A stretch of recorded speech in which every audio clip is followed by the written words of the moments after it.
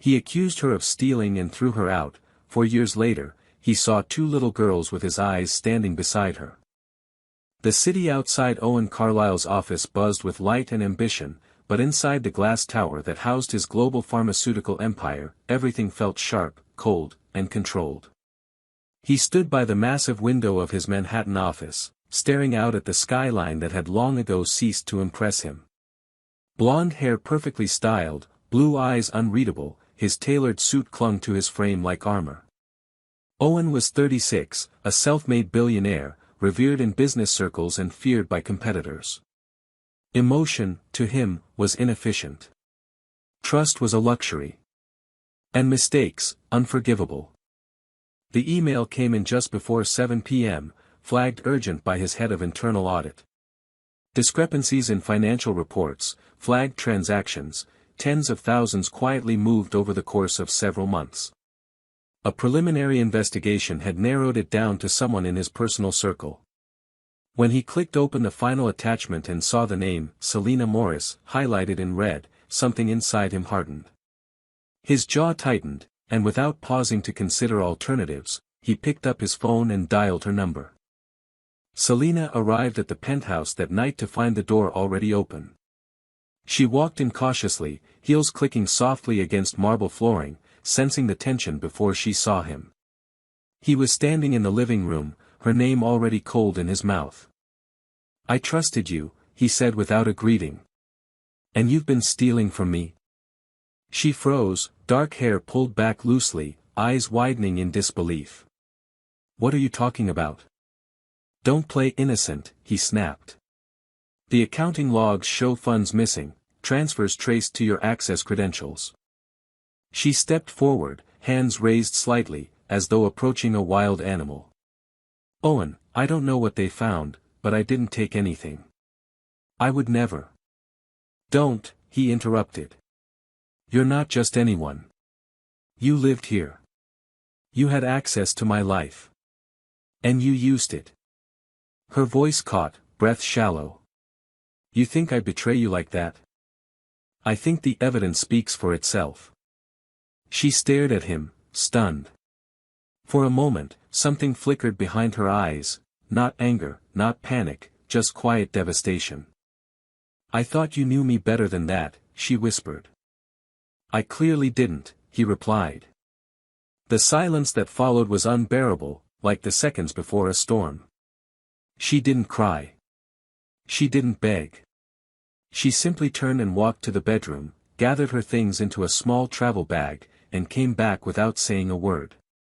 When she passed him, he didn't move. Didn't ask her to stay. Didn't even look at her. At the door, she paused. "One day, you're going to realize what you lost." Then she left. The lock clicked shut behind her, final and echoing. Owen remained still, fists clenched at his sides. He didn't speak to anyone else that night. He didn't reread the reports or call for clarification. He told himself he had done the right thing, cut the rot before it spread. But something didn't sit right. Not guilt. Something colder, heavier. Something like silence.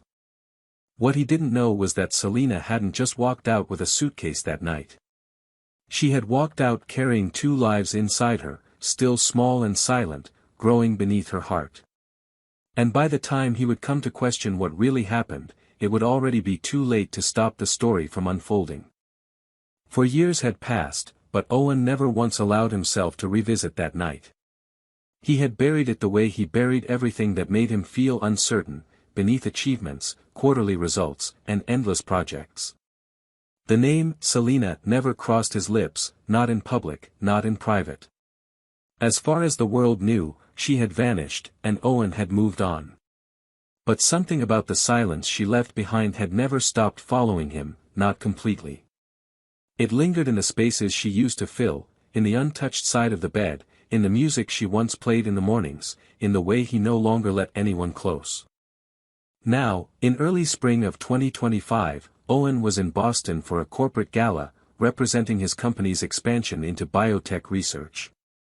It was the kind of event he had attended 100 times, stiff conversation, expensive wine, predictable compliments from people who needed his signature. After 3 hours of polite smiles and rehearsed speeches, he slipped out early and walked alone toward the curb, phone in hand, ready to call for his driver. That was when he saw her. Selena stood under the glow of a street lamp a few feet away, trying to wrestle a toy out of her bag while two small girls clung to either side of her. At first, Owen froze, thinking the resemblance was playing tricks on him. But it wasn't a mistake. It was her. Her posture, the shape of her face, the softness in the way she knelt down to zip up one of the girls' jackets, it was undeniably her. And the children.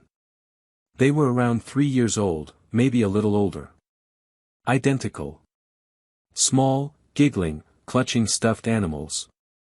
Both had soft blonde curls and large blue eyes. His blue eyes. He didn't move. Couldn't. The world around him dimmed as he stared, his breath caught somewhere between his lungs and his throat. One of the girls looked up and locked eyes with him for a fleeting second. She blinked slowly, curiously, then turned back to her mother without a word. Selena straightened and followed her daughter's gaze. Their eyes met. She didn't gasp. She didn't stumble. She only stared at him with a calm, unreadable expression. As if she'd prepared herself for this moment and was already finished with it. Owen opened his mouth, but no words came out. Before he could find anything to say, Selena gently ushered the girls into a nearby taxi. She didn't rush. She didn't look back. The car door closed with a soft thud, and a moment later, the cab pulled away into the night, two tiny faces pressed to the window, watching the city blur around them. Owen stood frozen, completely still, while people passed him on the sidewalk, unaware that his world had just shifted. He wasn't sure how long he stood there before his driver approached and asked if he was ready to leave. He nodded slowly, eyes still fixed on the street where the cab had disappeared. Something inside him, something he buried 4 years ago, had just broken the surface. And he knew, without needing anyone to confirm it, that he had just seen his daughters for the first time. Owen couldn't sleep that night. He paced the length of his hotel suite, replaying the scene over and over again in his mind, Selena under the streetlight, the twins at her side, the fleeting moment their eyes had met, and the look on her face, not shock, not regret, not anger, just calm distance. He could still see the way the little girl had looked at him, the faint, curious tilt of her head, as if she were looking into a mirror that made no sense. He didn't need proof. The girls were his. He knew it in a way that bypassed logic and went straight to the part of him that had been left hollow for 4 years. By morning, he had made the decision. He didn't contact her directly. He knew she wouldn't respond, not after what had happened. Instead, he hired someone. Discreet. A private investigator he had worked with before. He didn't want surveillance or pressure, just an address, something simple, something human. Within 3 days, he had it. A modest townhouse in a quiet part of Cambridge. Nothing extravagant. Not the kind of place he ever imagined Selena would end up in, but maybe that was the point. She had rebuilt without him. He went on a Tuesday afternoon. He didn't tell anyone at the office. He didn't even tell his driver. He took a rental car, parked down the block, and sat for almost 20 minutes staring at the small garden out front, watching as toys scattered the lawn, chalk drawings on the sidewalk, a tricycle tipped on its side, a tiny pair of shoes near the steps. It was a life. A full, beautiful life that he had no part in. Finally, he got out and walked to the door. When she answered, she didn't look surprised. She looked tired, like she had known this moment would come and had braced for it. "Owen," she said simply. "I need to talk to you," he replied. His voice was calm, but inside, everything was trembling. Selena didn't invite him in. She stepped outside and closed the door gently behind her, the sound of children's laughter muffled in the background. "You shouldn't be here," she said. "I saw you. At the restaurant. The girls. They're my daughters," she said, her tone firm. "They're mine too," he said, and she didn't correct him. For a moment, she studied him. He looked tired, but not in the same way he had when they were together. This was a different kind of exhaustion, like he'd been walking through life on autopilot and had only just realized it. "Why now?" she asked. "Because I didn't know," he said. "If I had." "You didn't want to know," she interrupted. "You were so quick to believe I was a thief. You didn't even let me speak.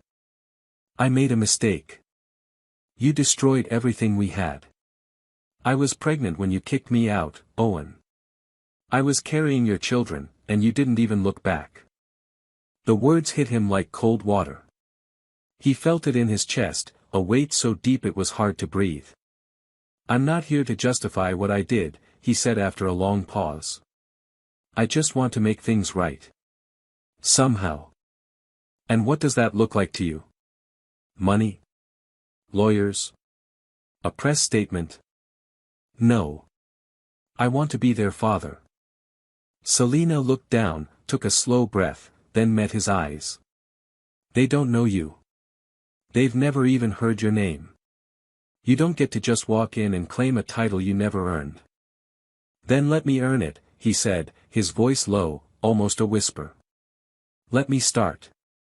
She didn't answer right away. The door behind her creaked slightly, and one of the girls peeked through. Selina turned and gently ushered her back inside. When she turned back to Owen, her face had softened just slightly. "I'm not promising anything. But if you really want to do this, you start with them, not with me." "I understand." "And Owen," she added, her voice suddenly sharper. "Don't do this halfway. If you come in, you stay." He nodded slowly, the full gravity of what she meant settling in his bones. This wasn't a gesture. It wasn't something to fix with a check or an apology. If he wanted to be in their lives, he had to earn it with time, with presence, with patience. She stepped back toward the door. "Come back Saturday. We'll be at the playground 2 blocks down. 10 a.m. Before he could respond, she slipped inside, the door clicking shut behind her. Owen stood there for a long time, not moving, staring at the place where she had just been. For the first time in 4 years, he felt something unfamiliar, humility. And beneath it, a flicker of hope. The playground was small, tucked between 2 apartment buildings with a faded wooden fence and the scent of spring in the air. Owen arrived 10 minutes early, dressed in jeans and a sweater he hadn't worn in years, unsure whether he was overdressed or not enough. He stood awkwardly near a bench, his hands in his pockets, scanning the area like someone who had wandered into a place meant for someone else. Children were running in circles, their laughter bright and free, parents chatting nearby while sipping coffee from paper cups. Owen felt like an intruder, a man out of place among strollers and sidewalk chalk. At exactly 10 o'clock, he saw them. Selina approached with a slow, even pace, one hand gently holding each of the girls. They were dressed in matching pastel jackets, their blonde curls bouncing with every step, small sneakers lighting up as they walked. They looked around, wide-eyed, taking in the playground like it was a new world. When they reached the gate, Selina knelt and whispered something to them. Both girls nodded, then cautiously let go of her hands and walked over to the sandbox. She joined Owen at the bench, keeping a bit of space between them. She didn't speak at first. Neither did he. They just sat there, both watching the 2 girls dig and build with plastic shovels, working silently side by side the way twins often do, like they shared a private language no one else could fully understand. "They don't know who you are yet," Selina said eventually. Her voice was low, almost drowned by the sounds of play around them. "To them, you're just a man from the street. A stranger." "I get that," Owen said, eyes still on the girls. "I'm not expecting anything. You'll have to be patient. They're smart. Observant. But they don't trust easily." He nodded. "They're yours." Selina glanced at him sideways. "They're ours." You just didn't want to know that before. I was wrong, he said simply. And I'm sorry. I can't undo it, but I want to show them something different now. Show you. Silence settled again between them, but it didn't feel as heavy as before. One of the girls, Sky, Selena had said in a text, wandered closer, eyeing Owen from a distance. He crouched down to her level, careful not to get too close, and smiled. Hi, he said gently. She didn't answer. Just stared at him with a look of serious concentration, like she was measuring the shape of his face, the color of his eyes, the way his voice sounded. Do you want help with your sandcastle? He asked, pointing toward her half-built mound. She nodded slowly, then turned and walked back without a word, glancing over her shoulder once to make sure he followed. For the next hour, Owen sat in the sand, building crooked castles, digging tunnels, and pretending to be amazed every time they buried a toy and discovered it again. The girls didn't say much, but they didn't pull away. They handed him shovels. They giggled when he made animal noises. They pointed at birds and demanded he guess their names. It wasn't connection, not yet, but it was something close to beginning. Selena watched from the bench, arms crossed loosely, her face unreadable. But every so often, she smiled. Not because she wanted to, but because she couldn't help it. When it was time to go, the girls hugged each other goodbye like they always did. As they walked away, Gracie turned and waved at Owen. Not a big wave, just a small, tentative one, as if to say, you passed the first test. Selena didn't speak as she buckled them into the car. She didn't need to. The way she looked at him as she got into the driver's seat said more than words would have. You're not forgiven, not yet, but maybe you're not a stranger anymore either. Owen stood in the parking lot long after the car pulled away, watching the sun filter through the trees and feeling, for the first time in years, like something in him was waking up. Not guilt. Not regret. Something better. Something he hadn't felt since before he lost her. Maybe it was hope. Maybe it was love. Or maybe it was the beginning of being the kind of man his daughters might one day run toward instead of away from. Over the next several weeks, Owen began to show up regularly, at the playground, at the library where Selena often took the girls for story hour, and sometimes just outside their home when invited, sitting on the porch steps with a bag of coloring books or little puzzles he'd picked out himself. He never arrived unannounced. He never stayed too long. He let the girls lead, and Selena watched him closely, not as a test, but because she didn't quite know how to stop watching him. For someone who had once shut down so easily, Owen was becoming gentle. Intentional. Present. At first, the girls treated him like a new neighbor. They asked cautious questions, often through Selena. They were curious about his car, about whether he liked frogs or strawberries, whether he could tie his own shoes. But as the visits grew longer and more consistent, the tone shifted. Owen started to become a fixture, not quite a parent yet, but something more than a visitor. They laughed louder when he arrived. They ran to show him their drawings. They climbed into his lap without asking and told him nonsense stories that made no sense but lit up his face like sunrise. Then came the conversation about legal rights.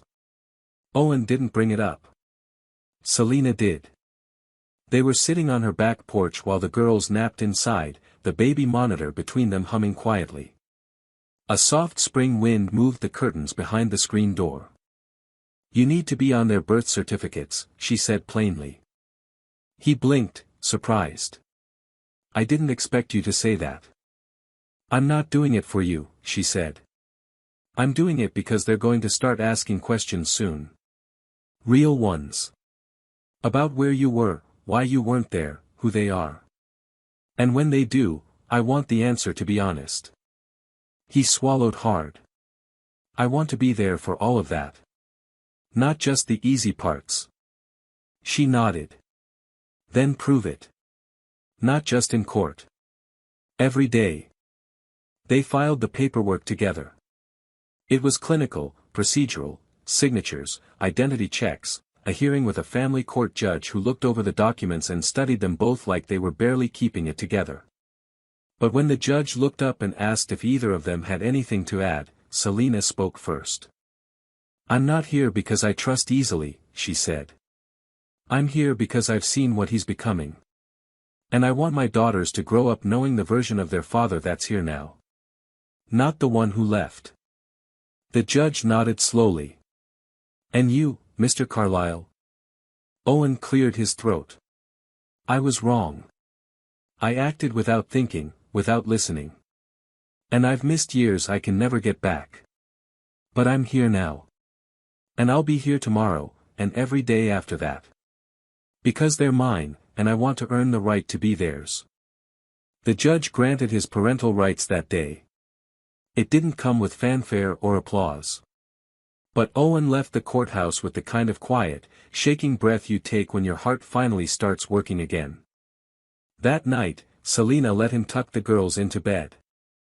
He read them a story about a bear who couldn't hibernate and ended up discovering spring. The girls curled up on either side of him, eyes half closed, their small fingers wrapped around his thumb. When the story ended, Gracie asked if he'd be back tomorrow. "I will," he said softly. "Every tomorrow." Selina stood in the doorway watching. She didn't say a word, but when he turned to leave, she reached out without thinking and brushed her hand lightly against his arm. It wasn't forgiveness. Not yet. But it was the first time she touched him in 4 years. And that meant something. Something that neither of them could explain but both of them felt. Something real. Something fragile. Something beginning.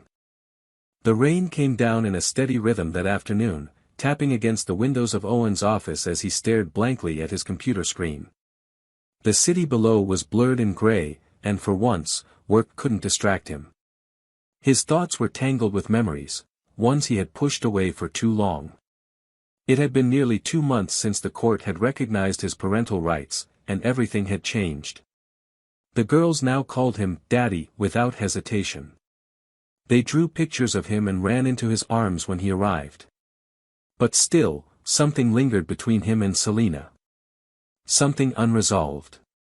And it gnawed at him, more quietly than guilt but deeper than regret. Later that week, Selina appeared unexpectedly at his office. She looked tired, but not upset. She walked in with a folder in her hand and a strange expression on her face, part hesitation, part resolution. Owen stood up the moment he saw her, heart rising into his throat. She didn't sit. She simply laid the folder down on the desk and pushed it toward him.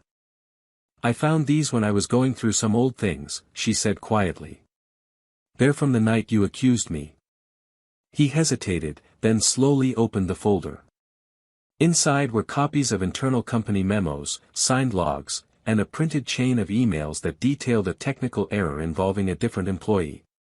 His eyes scanned the documents, and the truth hit him like a punch to the gut. Selina hadn't taken anything. The missing funds had been part of a miscommunication and a clerical error that someone else had covered up to protect their job. The evidence was there, clear and damning, not against her, but against the system he had trusted more than the woman he loved. His breath caught in his throat as he looked up at her. "Why didn't you show me this before?" She crossed her arms, but not defensively. Her voice was calm, even. "Because you didn't ask. Because you didn't listen. And if I had handed you these papers that night, would it have changed anything?" Owen opened his mouth, then closed it again. The truth hung between them, too bitter for excuses. "I saved them," she continued. "Not to prove you wrong. But because part of me always hoped you'd realize it on your own." He sat down slowly, the weight of what he had done settling deeper than before. This wasn't just about custody or rights or even the lost years. This was about trust, the kind you can't rebuild with court orders or scheduled visits. This was about the moment he had chosen fear over faith in someone he once claimed to love. "I was scared," he said finally. "Scared of being wrong. Of being used. I let that fear destroy everything." Selina looked at him, and for the first time in a long time, he saw the pain behind her strength, not bitterness, not resentment, just quiet exhaustion. "I had to build a life from nothing," she said. "While carrying 2 babies. Alone. Do you know what that felt like? Being accused of something unforgivable and having no one believe in you."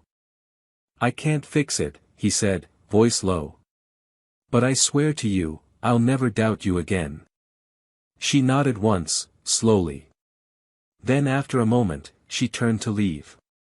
Before she reached the door, she paused. "The girls are watching us," she said softly. "If we want them to know what love looks like, we have to show them. Even if we're still figuring it out." Then she was gone, leaving the door gently swinging behind her. Owen sat there for a long time, staring down at the folder that had the power to change everything, if only he had cared to read it 4 years earlier. But in that moment, he understood something that he hadn't before. Redemption wasn't just about being present. It was about taking responsibility. Not for the outcome, but for the wound. That night, he didn't bring a gift to the girls. He brought a letter. Handwritten. For Selena. Not to apologize again, but to tell the full truth. About his fear. About his failure. And about how he was ready, not just to be a father, but to become someone worthy of the life he almost lost. Summer arrived gently, and with it came a rhythm that neither Owen nor Selena had expected to feel again. The girls now looked for Owen as naturally as they looked for Selena, their days full of games and questions and tiny rituals that made his presence feel permanent. He had rented a small townhouse just 10 minutes from their place, not because he needed it, but because he wanted the girls to feel that he was close. Close enough to show up for story time, for preschool pickup, for the days when one of them woke up with a fever and just needed to be held. Owen, once a man known only for high-rise offices and boardroom control, now spent entire afternoons assembling dollhouses, baking undercooked cookies, and singing terribly off-key lullabies. Selena, cautious by nature and habit now, didn't resist his involvement. But neither did she give in too quickly. She watched him with a quiet attentiveness, tracking his consistency, his patience, the way he responded to their daughters when things were messy, or loud, or simply human. She noticed how he never reached for his phone anymore when he was with them. How he sat in tiny plastic chairs and listened to their nonsense stories like they were the most important words ever spoken. He wasn't playing at fatherhood. He was becoming one.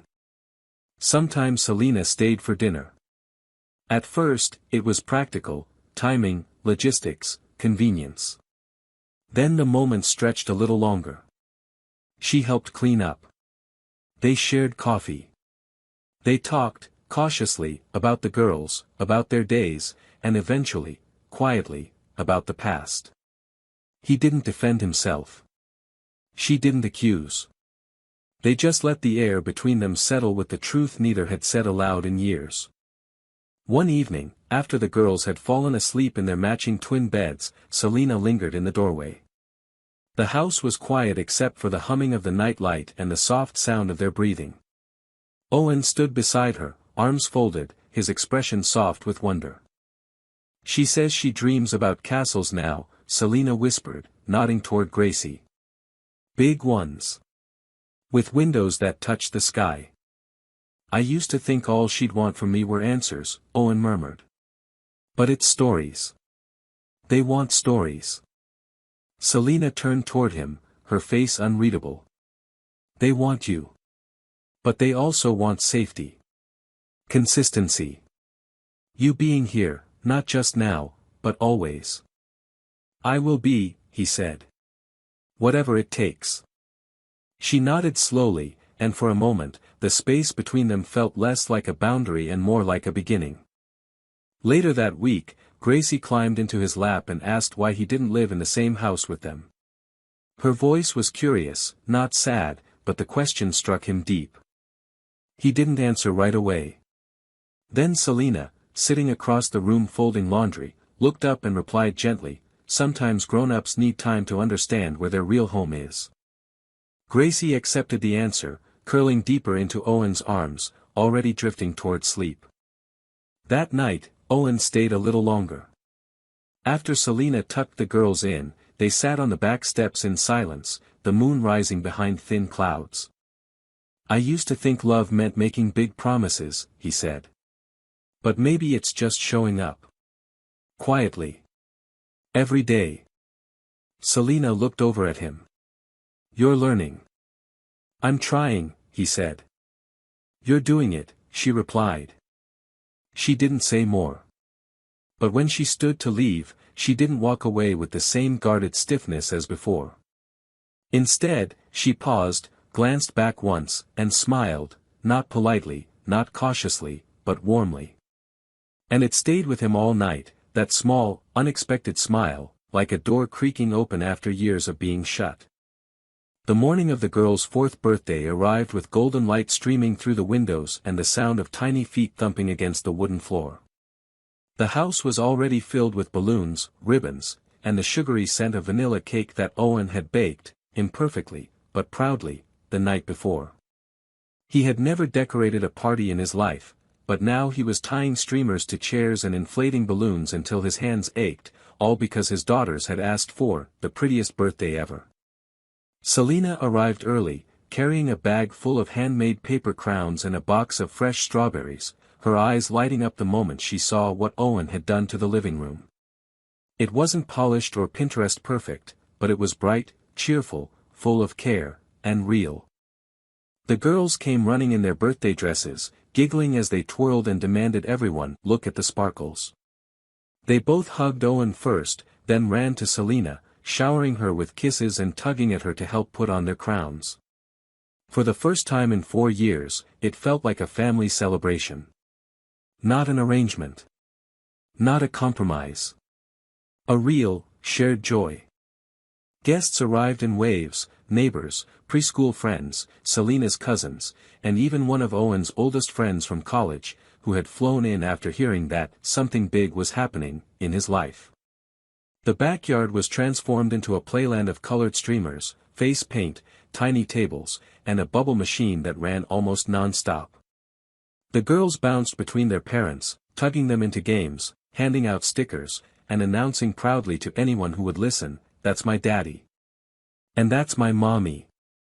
Owen noticed the way Selina laughed more freely now, the way her eyes lingered on him longer than before without tightening, how she no longer flinched at closeness or quiet moments. After the games and cake and chorus of "Happy Birthday," the children gathered in a circle on a picnic blanket, and Gracie suddenly stood up, holding a folded piece of paper. She whispered something into her sister's ear, who nodded solemnly. "We made a wish," Gracie announced, clutching the paper with both hands. "It's for Mommy and Daddy." Sky stepped beside her and added, "It's very important." Owen and Selina exchanged a glance but said nothing. They waited. Gracie carefully opened the paper and, with the seriousness only a 4-year-old could muster, read aloud, "We wish that Mommy and Daddy will live together in the same house, so we don't have to say goodbye anymore." The yard fell silent for a moment, some parents chuckled softly, touched, while others looked away to give space to something so personal and raw. Owen's heart clenched. He looked at Selina, who was blinking rapidly, trying not to cry. Later, after the party had ended and the last of the guests had gone, Owen and Selina sat at the kitchen table, the house quiet again. The girls had fallen asleep side by side in a makeshift fort built from couch cushions and blankets. Owen held the wish paper in his hand, smoothing it out with his thumb. "I didn't ask them to write that," he said gently. "I know," Selina replied. "It's what they want." "And you?" he asked, not looking at her. She took a long breath, her fingers tracing the rim of her coffee mug. "I never thought we'd come back from what happened. But watching you with them, watching you become this man, I think maybe we didn't lose everything. Maybe we just paused." He looked up at her. There was no fear in her face. No distance. Only clarity and something soft, like quiet acceptance. "I'm not asking for everything," he said. "Not today. Just a chance to build what they see in us. Selina stood and walked to the living room, where the girls lay tangled in blankets, their hands still clasped even in sleep. She called softly over her shoulder, "Then maybe it's time we stopped living in two houses." Owen didn't move right away. He just watched her, his heart pounding not with panic, but with something gentler, certainty. He rose, walked over to stand beside her, and together they looked down at their daughters, at the two little people who had pulled them back from the edge and unknowingly taught them how to try again. There was no grand speech, no kiss, no cinematic moment. Just two people, standing close, finally ready to share the weight of the past and the promise of what could still be. It was quiet, and it was enough. The ending of this story is powerful in its quietness. It doesn't rely on dramatic twists or a perfect reconciliation, it earns its weight through emotional growth, humility, and the choice to rebuild what was broken. Owen's transformation isn't sudden, it's slow, real, and deeply human. He doesn't win Selina back with money or apologies, but with presence, consistency, and the willingness to own his past without defending it. Selina's decision to let him in again is equally courageous, not out of weakness, but from strength, choosing to forgive not because she forgot, but because she saw who he had become. What makes the ending satisfying is that it doesn't offer fantasy, it offers hope. It shows that people can change, that love can survive even through betrayal, and that sometimes, the most unexpected second chances are the ones we're most afraid to want. The twin girls, unknowingly, become the heart of the story, not just because they represent a hidden truth, but because they remind both adults what it means to love without conditions, and to believe in the possibility of healing. It's a quiet triumph. And those, I think, are the most lasting kind.